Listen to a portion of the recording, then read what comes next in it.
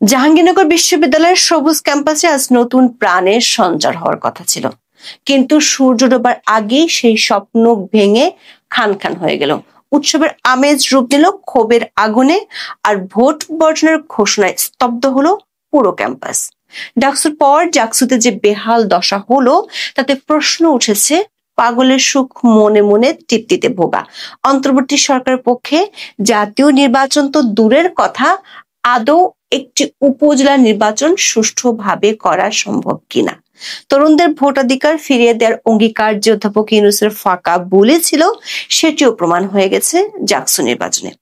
ডাকসু আর জাকসু নির্বাচনের পর বিএনপির কাছে এখন আতঙ্ক হলো সরকার আদৌ নির্বাচন চায় কিনা। মিত্র জামাতকে পার করিয়ে দেওয়ার ট্রায়াল রান হিসেবে বিভিন্ন বিশ্ববিদ্যালয়ের ছাত্র সংসদে নির্বাচনের কৌশল নেওয়া হয়েছে কিনা সে প্রশ্ন উঠছে দলটির ভেতরে। বিস্তারিত জানতে চলুন যাওয়া যাক বিশ্লেষণে।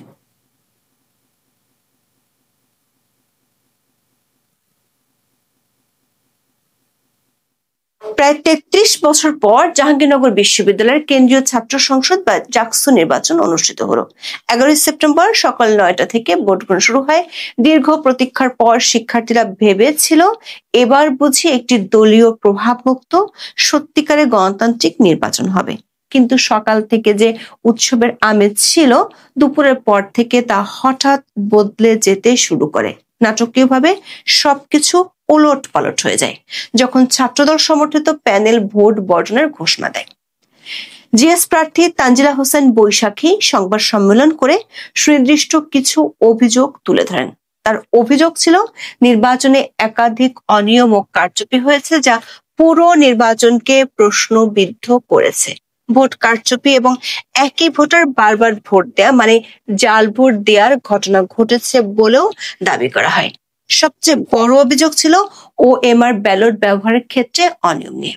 বঙ্গমাতা শেখ ফজিলাতুন্নেসা মুজিব হলে ভোট কারচুপির অভিযোগ ওঠার পর ভোট গ্রহণ সাময়িকভাবে বন্ধ হয়ে যায়, যা এই অভিযোগগুলোকে আরো জোরালো করে। দর্শক, অধ্যাপক ইউনূস গত জানুয়ারিতে বলেছিলেন আগামী জাতীয় সংসদ নির্বাচন হবে দেশের ইতিহাসের সর্বকালের সেরা নির্বাচন। এমন পরিকল্পনাই সাজাচ্ছে সরকার। সরকার সেরা নির্বাচনের একটি ঐতিহাসিক উদাহরণ তৈরি করতে চায়, আর ৮ মাসের মাথায় আমরা দেখতে পাচ্ছি জাতীয় নির্বাচনের আগে ইতিহাস তৈরি করে ফেলেছে সরকার। এবারে জাকসু নির্বাচনে এমন অনেক কিছু ঘটেছে যা দেশের ইতিহাসে বিরল। আগে কেবল প্রার্থীদের নির্বাচন বর্জনের নজির ছিল, এখন জাকসুতে দেখা যাচ্ছে নির্বাচনের দায়িত্ব থেকে সরে দাঁড়াচ্ছেন শিক্ষকেরাই। প্রশ্ন হলো, এভাবে জাতীয় নির্বাচনের পরিকল্পনা সাজানো হলে তার ফল কি হবে? জাতীয়তাবাদী শিক্ষক ফোরামের ৩ সদস্য নাহার ইসলাম খান, নজরুল ইসলাম এবং শামীমা সুলতানা বিকেল ৪টার দিকে বিভিন্ন কেন্দ্র ত্যাগ করেন। তারাও সংবাদ সম্মেলন করে জানান নির্বাচনে অনিয়ম ও কারচুপির কারণে তারা নির্বাচন বর্জন করছেন। এরপর অনিয়ম ও কারচুপির অভিযোগ এনে জাকসু নির্বাচন বয়কটের ঘোষণা দেয় আরো 4টি প্যানেল। এগুলো হলো সম্প্রীতির ঐক্য, সংসপ্তক পর্ষদ, স্বতন্ত্র অঙ্গীকার পরিষদ ও সমাজতান্ত্রিক ছাত্র ফ্রন্টের আংশিক প্যানেল। জাকসু নির্বাচনে ভোটের লড়াইয়ে মোট 8টি প্যানেল অংশ নিয়েছে, তার মানে অর্ধেকের বেশি প্যানেল নির্বাচন বয়কট করেছে। সামাজিক মাধ্যমে ছড়িয়ে পড়া বেশ কিছু ভিডিওতে জাকসু নির্বাচনে বেশ কিছু অনিয়মের চিত্র ধরা পড়েছে। ভোটারের আঙ্গুলে দাগ দেওয়ার জন্য এমন একটি কালি দেওয়া হয়েছে যেটি সঙ্গে সঙ্গে মুছে যায়। আবার একটি ছাত্রী হলে জাল ভোট দেওয়ার কিছু ভিডিও শেয়ার হয়েছে। শেষ পর্যন্ত নির্ধারিত সময়ের চেয়ে 2 ঘন্টা বেশি সময় ধরে ভোট গ্রহণ চলে। দর্শক, শেখ হাসিনা সরকার পতনের পরদিন ভারতের এনডিটিভিকে একটি সাক্ষাৎকার দিয়েছিলেন ডক্টর মোহাম্মদ ইউনূস। সেখানে আওয়ামী লীগ সরকারের বিরুদ্ধে তরুণদের ভোটাধিকার কেড়ে নেয়ার অভিযোগ তোলেন। তিনি বলেছিলেন তার সরকার প্রথম কাজ হবে তরুণদের ভোটাধিকার ফিরিয়ে দেয়া। কিন্তু ডাকসুর পর জাকসুতে একজনের ভোট অন্যজনের দেওয়ার নজির স্থাপন করলো প্রশাসন। অবশ্য মৃত কোন ভোটারদেরকে এখনো ভোট দিতে দেখা যায়নি।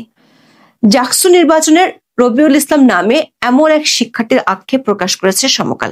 শহীদ রফিক জব্বার হলের ভোট কেন্দ্রে গিয়ে রবিউল দেখতে পান তার জীবনের প্রথম ভোট চুরি হয়ে গেছে। তিনি সমকালকে বলেন, 20 মিনিট লাইনে দাঁড়িয়ে ভোট দিতে এসে দেখেন তার স্বাদের ভোটটি আগেই অন্য কেউ দিয়ে গেছে। জীবনের প্রথম ভোট এভাবে নষ্ট হবে তেমনটা কোনো দিন তিনি ভাবতে পারেননি। রবিউলের অভিযোগ, হলের পোলিং অফিসার জাকির হোসেনও স্বীকার করেছেন। সিসিটিভি ফুটেজ পর্যালোচনা করে দেখা গেছে রবিউলের ভোট অন্য কেউ ভুয়া আইডি কার্ড ব্যবহার করে দিয়েছে। দর্শক, অন্তর্বর্তী সরকার আমলে দুটি বিশ্ববিদ্যালয়ে ছাত্র সংসদের নির্বাচনে হজ-বরওয়ালা চিত্র থেকে জাতীয় নির্বাচন নিয়ে সংশয় গভীর হচ্ছে। প্রশ্ন উঠেছে, জাতীয় নির্বাচনকে একই ছকে করতে চায় সরকার? মিত্র জামাতের পথ সুগম করতে কি চলছে আগাম ট্রায়াল? ডাকসু নির্বাচন নিয়ে যখন অনিয়মের অভিযোগের ছড়াছড়ি, তখন সরকার গেয়ে চলছে জয়গান। স্বরাষ্ট্র উপদেষ্টা জাহাঙ্গীর আলম চৌধুরী 9 সেপ্টেম্বর নিজের উচ্ছ্বাস চেপে রাখতে পারেননি। সাংবাদিকদের জানান, ডাকসু নির্বাচন হতে যাচ্ছে আগামী সংসদ নির্বাচনের মডেল। অন্যদিকে শান্তিপূর্ণ ডাকসু নির্বাচনের কৃতিত্ব দিয়ে স্বরাষ্ট্র উপদেষ্টাকে 11 সেপ্টেম্বর আনুষ্ঠানিকভাবে ধন্যবাদ জানায় উপদেষ্টা পরিষদ। ডাকসু নির্বাচনের মধ্য দিয়ে পরিষ্কার হতে যাচ্ছে জাতীয় নির্বাচন নিয়ে সরকারের সম্ভাব্য মডেল। ডাকসু নির্বাচনে জালিয়াতির অভিযোগ তুলে ভোটের পরপরই ক্যাম্পাসে বিক্ষোভ করেছিল ছাত্রদল। সেখানে ছাত্রদলের ভিপি প্রার্থী আবিদুল ইসলাম খান অভিযোগ করেছিলেন, ডাকসু নির্বাচন পরিপূর্ণভাবে শেখ হাসিনা আমলের নির্বাচনকে ছাড়িয়ে গেছে। সূত্রগুলো বলছে, অধ্যাপক ইউনূসের ঐতিহাসিক নির্বাচন মডেলের আরেকটি বিশেষ বৈশিষ্ট্য আছে, সেটি হলো সমঝোতার মডেল। 2 দিন আগে ডাকসুতে উত্তেজনা দেখা গিয়েছিল। উত্তেজনার পারদ এতটা উঠেছিল যে সরকারের বাঘা বাঘা উপদেষ্টা বিএনপি ও জামাতের দরবারে ফোন দিয়েছিলেন। 9 সেপ্টেম্বর সন্ধ্যার পর যখন শিবির ও ছাত্রদল মারমুখী অবস্থানে চলে যায়, তখন উত্তেজনা নিরসনে অর্থ উপদেষ্টা সালাউদ্দিন আহমেদ, আইন উপদেষ্টা ডক্টর আসিফ নজরুল, স্বরাষ্ট্র উপদেষ্টা জাহাঙ্গীর আলম চৌধুরী, স্বরাষ্ট্র মন্ত্রণালয়ের বিশেষ সহকারী খোদাবক্স চৌধুরী এবং ডিএমপি কমিশনার শেখ মোহাম্মদ সাজ্জাদ আলী টেলিফোনে কথা বলেছিলেন 2 দলের নেতাদের সঙ্গে। বিএনপির স্থায়ী কমিটির সদস্য সালাউদ্দিন আহমেদ গণমাধ্যমকে বলেছিলেন, আইন উপদেষ্টা এবং আরো 2-1 জন ফোন করেছিলেন। তারাও উত্তেজনা কমাতে পরামর্শ দিয়েছেন।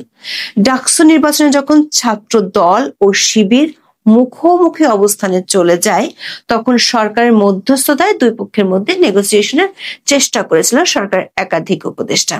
মানে সমঝোতার ভিত্তিতে সম্পাদক পোস্টগুলো ভাগাভাগি করতে চেয়েছিল তারা, কিন্তু শিবিরের কেন্দ্রীয় কমিটির পক্ষ থেকে বাদ সাধায় সেটি আর সম্ভব হয়নি। প্রশ্ন হলো, জাতীয় নির্বাচনেও কি এভাবে আগে থেকেই ভাগাভাগি হয়ে যাবে, নাকি বিরোধ দেখা দিলে নিষ্পত্তি করা হবে পর্দার আড়ালে? আইন উপদেষ্টা অবশ্য একে অল্টারনেটিভ ডিসপিউট রেজলিউশন বা এডিআর বলতে পারেন। সেটি হলে নির্বাচনের দিন ফলাফল নিয়ে এডিআর অনন্য নজির পৃথিবীর বুকে তিনি প্রথম রাখবেন। প্রশ্ন হলো, ডাকসুতে 11,000 আর ডাকসুতে 40,000 ভোটারের নির্বাচনে সরকারের যেখানে দম বেরিয়ে আসছে, সেখানে 8 কোটি ভোটারের নির্বাচনে ইউনূস বাহিনীর কি কি লাগবে? টেকনাফ থেকে তেতুলিয়াতে যদি বিরোধ ও সংঘাত দেখা দেয়, তখন অধ্যাপক ইউনূসের উপদেষ্টা পরিষদ কাকে কাকে ফোন করবেন? দর্শক, ডাকসু ও জাকসুতে যে বিরোধ, সেটি কেবল কোনো একটি রাজনৈতিক প্যানেলের কৌশলগত পদক্ষেপ নয়, বরং পুরো নির্বাচন প্রক্রিয়ার উপর একটি সামগ্রিক অনাস্থার প্রতিফলন হিসেবে আমরা দেখতে পারি। দুটি ভিন্ন পক্ষ, শিক্ষক ও শিক্ষার্থী, যখন একই ধরনের অভিযোগ নিয়ে নির্বাচন বর্জন করে, তখন তা স্পষ্টতই প্রমাণ করে যে সমস্যাটি বিচ্ছিন্ন নয়, বরং কাঠামোগত। নির্বাচন কমিশন এবং প্রশাসনের ব্যবস্থাপনার উপর কোনো পক্ষেরই পূর্ণ আস্থা ছিল না। এই সমন্বিত অবিশ্বাস ভবিষ্যতের নির্বাচনগুলোর জন্য একটি বড় প্রশ্ন তৈরি করে। চট্টগ্রাম বিশ্ববিদ্যালয়ের ছাত্র সংসদ নির্বাচনে প্রস্তুতির দিনই বর্জন শুরু হয়েছে, আর ধীরে ধীরে দিন আর মাস শেষ হলেও জাতীয় সংসদ নির্বাচনের কোনো প্রস্তুতি দৃশ্যমান নয়। খোদ বিএনপি নেতারাই বিশ্বাস করেন না যে নির্বাচন ফেব্রুয়ারিতে হবে। 2 সপ্তাহ আগে বিএনপি নেতারা খুব আশ্বস্ত ছিলেন, সরকারের সাথে সুর মিলিয়ে বলেছিলেন, আল্লাহ ছাড়া কেউ জাতীয় নির্বাচন ঠেকাতে পারবে না। ডাকসু নির্বাচনের পর সেই সুর কিন্তু পাল্টে গেছে। সরকার খানিকটা সতর্কবাণী শুনিয়েছেন বিএনপি নেতা সালাউদ্দিন আহমেদ। বলেছেন, সুষ্ঠু নির্বাচন না হলে সরকারের অর্জন কিছুই থাকবে না। তবে গত 13 মাসে মব সন্ত্রাস ছাড়া সরকার আর কোনো অর্জন আছে কি না সেটি অবশ্য সালাউদ্দিন আহমেদ বলেননি। সেই মব সন্ত্রাসকে সঙ্গী করে যে সুষ্ঠু ও নিরপেক্ষ নির্বাচন সম্ভব নয় সেটি এরই মধ্যে রাজনীতিবিদ থেকে শুরু করে বিশ্লেষকেরা বহুবার বলেছেন। বিএনপি নেতাদের সন্দেহ, বিএনপিকে ক্রমাগত কোণঠাসা করে মিত্র জামাতের জয়ের পথ সুগম করতে চায় সরকার। ডাকসু এবং জাকসুর অভিজ্ঞতা থেকে এখন রীতিমতো আতঙ্কিত বিএনপি। ফেব্রুয়ারি নির্বাচনে নিরঙ্কুশ সংখ্যাগরিষ্ঠতা পাওয়া তো দূরের কথা, ভরাডুবি ঘটবে কিনা তা নিয়ে শঙ্কায় ভুগছে দলের নেতারা। আবার একের পর এক সরকারের কৌশলের কাছে হেরে যাওয়া নিয়ে শীর্ষ নেতৃত্বের উপর তৈরি হচ্ছে প্রচন্ড চাপ। এমনকি খোদ সরকারের খুবই ঘনিষ্ঠজন বদিউল আলম মজুমদার বলেছিলেন, সরকার না চাইলে নির্বাচন সুষ্ঠু হতে পারে না। দর্শক, প্রশ্নটা সেখানেই, সরকার কি আদৌ নির্বাচন সুষ্ঠু চায়? কারণ সরকার প্রেস সচিব বলেছেন, ইলেকশন করে সোসাইটি, পলিটিক্যাল পার্টিগুলো তারা যদি চায় তাহলে একটি ভালো নির্বাচন অবশ্যই সম্ভব। এখানে ইঙ্গিত এবং লক্ষণগুলো স্পষ্ট। সরকারের কিংস পার্টি বলে দিয়েছে, নতুন সংবিধান না হলে নির্বাচনে যাবে না। আর এক মিত্র জামাত ইসলামী শর্তের পর শর্ত জুড়ে দিচ্ছে।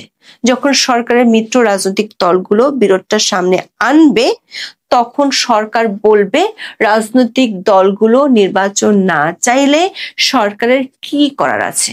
এরই মধ্যে সেই উপলক্ষ তৈরির বন্দোবস্ত সরকার পক্ষ থেকে শুরু হয়ে গিয়েছে। জুলাই সনদের নাটকের নতুন পর্ব 11 সেপ্টেম্বর থেকে নতুন করে মঞ্চস্থ করা শুরু হয়েছে। সে নাটক কিভাবে, কোন প্রক্রিয়া নির্বাচনকে দূরে ঠেলে দিবে তা নিয়ে বিশ্লেষণ থাকবে আগামীকাল। এখন এ পর্যন্ত, সবাই ভালো থাকুন, সুস্থ থাকুন, নিরাপদে থাকুন। দেখো।